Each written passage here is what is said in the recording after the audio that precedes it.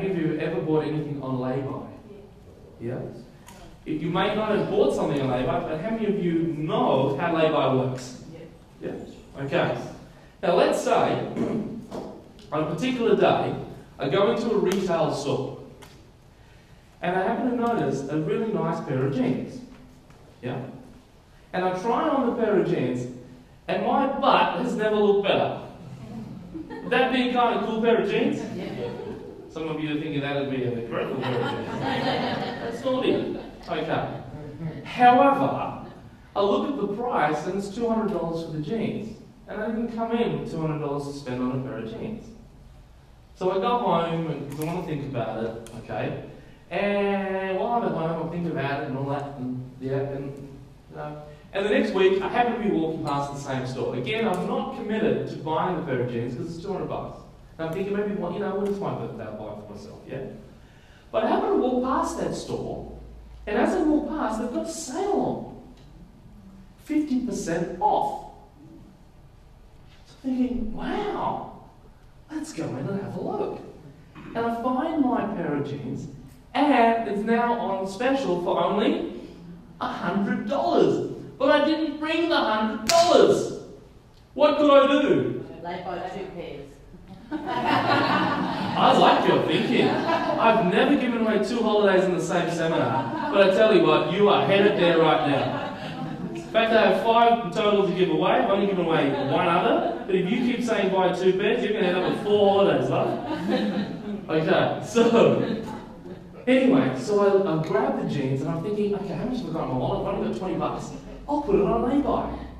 Now that I put it on lay-by, what have I done with the price? I've locked it in, haven't I? Yeah. What is the store? Can I take the jeans home yet, though? No. No. But what's the store going to do with the jeans? Are they going to leave it on the shelf? No. They're going to do what with it? They're going to put it out the back. And whose name are they going to put on it? Mine. Can they sell it to anybody else? No. Now, in the following week, so that weekend, the sale ends. And the price resumes to $200 for that pair of jeans. Does that mean I'm going to have to pay $200? No, because I've locked in my price at only $100, and all I needed to do to lock in that price was put down a small amount of money. Imagine there was a way of doing that with a block of land. Now, what is our general holding time frame? 7 to 10 years. So do you think that 10 years would yield a nice result to start with? Yes. Yes? How many of you would love 10 years to be able to pay it off? Okay, let's see how it works then. So we have a block of land that to the retail investor is worth $210,000. Okay? That would be the contract price. However, what do you notice about that number? What have I got through it? Crossed out. Because conventionally, when you buy a retail block of land, you have to settle for the full amount in the matter of 30 to 90 days or so. Yeah, would you agree? Yes. That will not apply to you guys. Okay? Even though the land is worth $210,000, you do not have to settle within 90 days, 30 to 90 days, whatever. Standard contract, 45 days or something.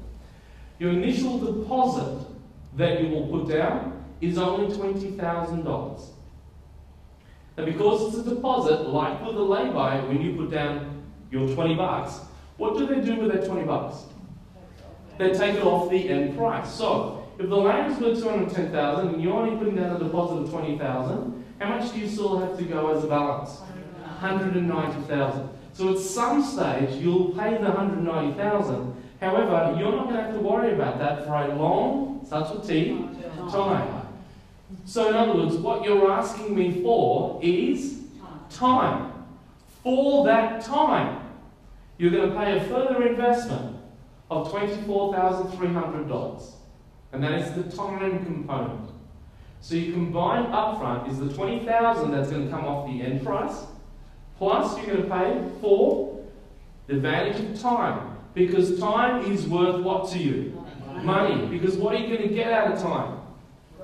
Capital growth. And capital growth, another name for capital growth starts with P? Profit. So, you're paying a total upfront investment, which is your deposit plus the time component. That's $44,300. Now, Because you put it on lay-by, you don't have to fund another cent for 10 years. How many of you reckon you could afford $0 over a 10-year period? Would you need a fancy job for that? No. Okay. So you could be unemployed and do that then. So your total investment over the 10 years is only $44,300. However, the value of the land will go up over that 10-year period. Now, admittedly, I've shown you how real estate can triple, land can triple in a 10-year period. But the numbers are so attractive, I'm going to be conservative. Would that be okay with you? You see, my investment philosophy goes something like this. I want to know from day one what my maximum risk is first. And I then want to decide, am I happy with that level of risk? Okay? Once I'm happy with that level of risk, I then want to do a conservative estimate on what amount of profit I might make. And I want to be what? Let's use the magic word there. I want to be what? Conservative. I want to use a conservative estimate of what my investment might become. Now, if I use a conservative estimate of what it might become, and I'm happy with that estimate, and I also know what my worst case scenario is, if both of those check out, I'm quite happy to do the investment. Would you agree? Yeah? So, on the one hand, the most I have at risk here is that, and we'll talk more about that in a second, but rather than put a value estimate of $630,000, which I know it could very easily become based on all the statistics I've shown you, I would like to be conservative and only double it to $420,000. Would that be okay? Because even at $420,000, how many of you would still be happy with the investment only doubling? Absolutely. Okay. What that means is that after 10 years, when I then pay the balance of $190,000, okay, which I only do in 10 years' time, when I look at what the investment is now worth, that block of land, and what I've actually invested to achieve that, I would have made a net return in the 10 years on that block of land of $185,700. Okay?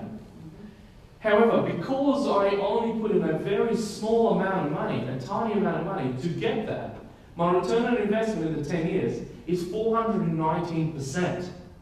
Which if I then just use a simple average as an annual return, it would come to a 42% return per annum. Do you love me long time? Love me lots long time. Yeah, who loves me lots long time? Yeah? Does that seem like fun? Okay.